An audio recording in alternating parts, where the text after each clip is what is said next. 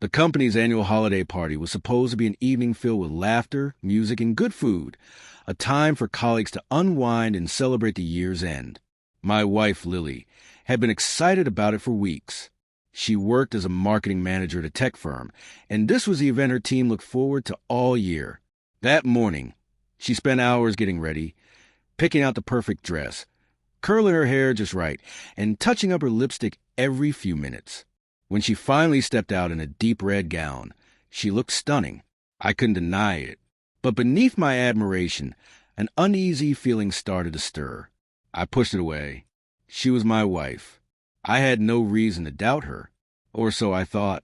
The venue buzzed with chatter and laughter, music playing softly under the sound of clinking glasses. Everyone seemed to know Lily. Her co-workers surrounded her, showering her with compliments and laughter.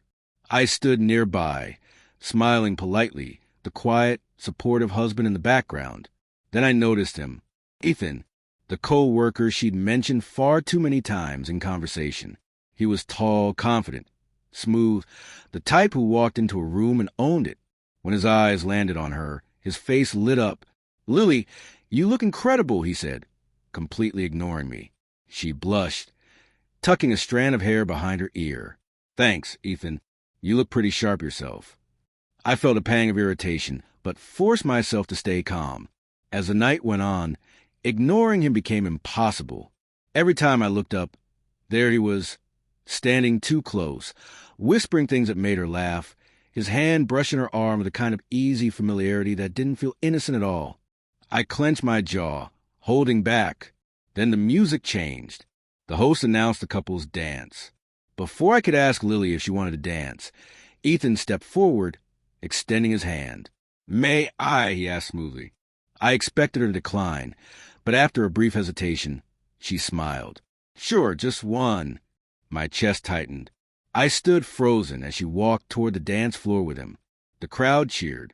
The lights dimmed. And then they started to dance. Too close, too comfortable. His arm wrapped around her waist. Her hand rested on his shoulder. Their smiles, their laughter, the way they moved together, every bit of it cut like a blade. When the song ended, Ethan dipped her dramatically as the room erupted in applause.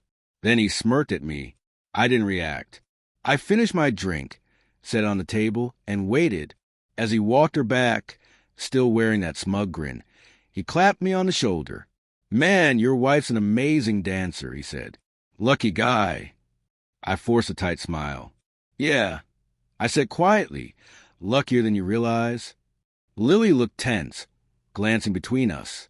"Ethan, maybe you should."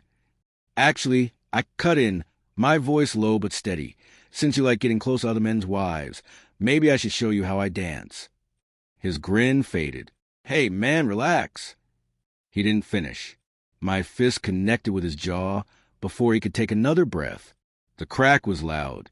The room went silent as Ethan stumbled backward, crashing into a table before hitting the floor. Gasps rippled through the crowd. "James, what are you doing?" Lily shouted, grabbing my arm. I looked down at him, speaking evenly.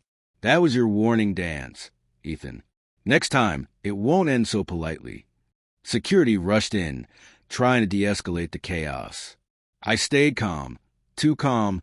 "I'm done here," I said simply, turning for the exit. Lily followed close behind, whispering sharply, "You embarrass me." I stopped and met her eyes. "No, Lily, you embarrassed us. I just ended the show you started." Behind us, the party had dissolved into chaos. Murmurs, camera flashes, people helping Ethan off the floor. I didn't look back. The drive home was heavy with silence. When we finally pulled into the driveway, she broke it.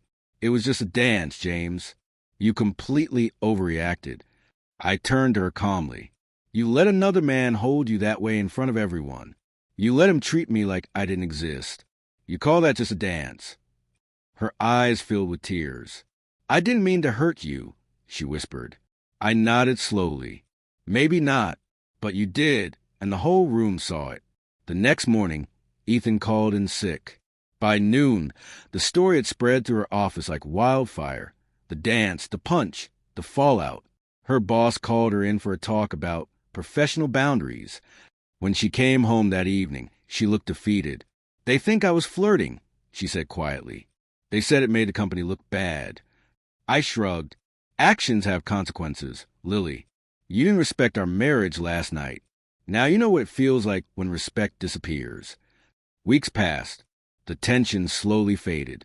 Lily apologized again and again, admitting she got caught up in the attention and ego. I forgave her, not because she earned it, but because holding on to the anger would have poisoned me. Ethan never spoke to me again. He didn't need to. The punch had said everything that needed saying. And whenever someone brings up that holiday party, they all remember one thing: the quiet husband who finally stood up, ended the mockery, and proved a truth everyone else had forgotten. Respect isn't handed out. It's earned. And when it's disrespected, sometimes it gets knocked out with one clean hit.